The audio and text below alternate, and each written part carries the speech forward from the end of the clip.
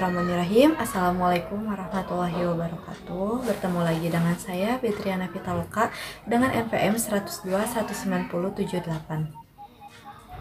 Pada kesempatan kali ini saya akan membahas mengenai keterkaitan teori kreativitas inovasi dengan bisnis global pada studi kasus Google. Adapun keterkaitan antara teori yang telah dijelaskan dalam mata kuliah ini, yaitu bagaimana bisnis global dapat bersaing di era saat ini dengan mempertahankan kreativitas dan inovasinya. Yang telah saya amati dan analisis mengenai bisnis global pada Google, yaitu mereka memiliki kreativitas, yaitu mereka mampu menghadirkan sesuatu yang baru sehingga merealisasikan visi masa lalu menjadi realitas dari masa depan.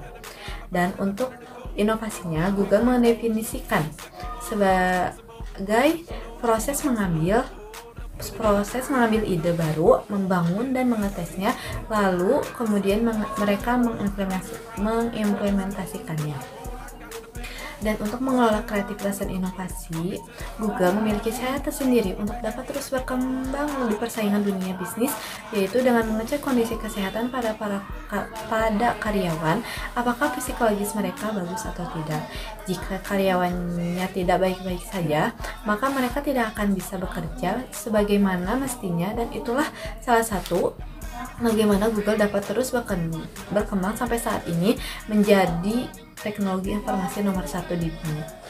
Nah, itulah mengapa kreativitas dan inovasi di perusahaan Google sangatlah berkembang pesat, karena mereka mementingkan kesehatan pada karyawan dengan terjamin. Dengan itulah mereka dapat bekerja dengan baik, memberikan inovasi yang unik dan memuaskan perusahaan.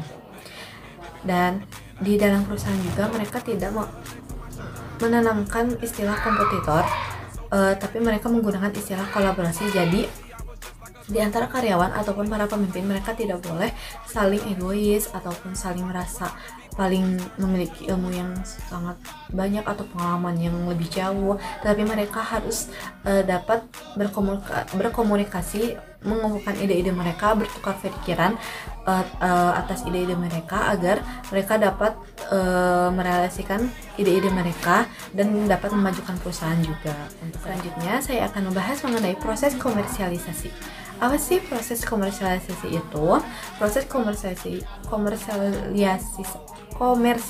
yaitu merupakan tahap memperkenalkan produk yang telah diproduksi kepada para konsumen. Maksudnya adalah, jadi tahap ini tuh kita memperkenalkan produk kita kepada masyarakat, baik melewati iklan ataupun lain sebagainya. Selanjutnya mengenai difus inovasi. Difus inovasi yaitu tentang bagaimana sebuah ide dan teknologi baru tersebar dalam sebuah kebudayaan. Maksudnya adalah bagaimana kita dapat memasukkan ide-ide yang terbaru kepada masyarakat yang memiliki budaya. Selanjutnya mengenai adopsi inovasi, yaitu suatu proses penerimaan terhadap hal-hal baru. Proses yang terjadi hanya dapat dilihat dari tingkah laku individu yang bersangkutan. Selanjutnya ada inovasi hijau. Apa sih inovasi hijau itu? Inovasi hijau adalah salah satu rencana yang digunakan untuk mencapai target strategis perusahaan. Strategis perusahaan itu tersendiri dengan menggunakan teknik, sistem, praktik, dan proses produksi yang baru atau sesuatu yang ditransformasi untuk mengurangi dampak deteriorasi lingkungan atau kerusakan. Ada inovasi terbuka. Apa sih inovasi terbuka itu? Yaitu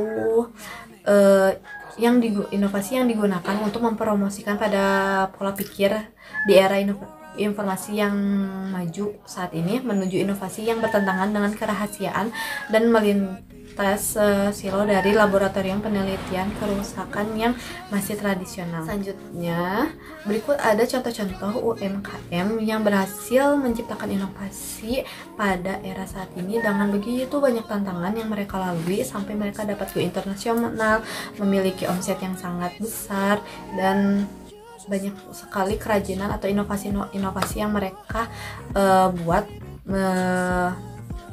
menjadikan produk-produk mereka itu dapat berkembang dengan baik.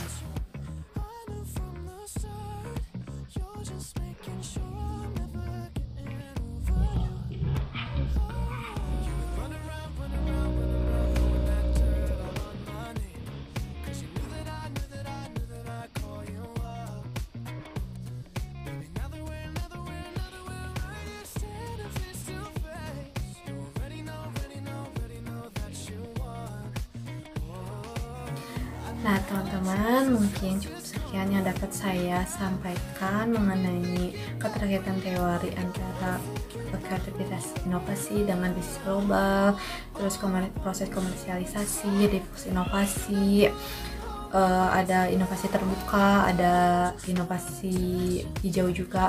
Mungkin cukup sekian yang dapat saya sampaikan. Maaf apabila banyak sekali kekurangan dalam penyampaian saya. Terima kasih telah mendengarkan, dan semuanya juga terima kasih. Kalau Indonesia tapi itulah katanya. Terima kasih ya. Wassalamualaikum warahmatullahi wabarakatuh.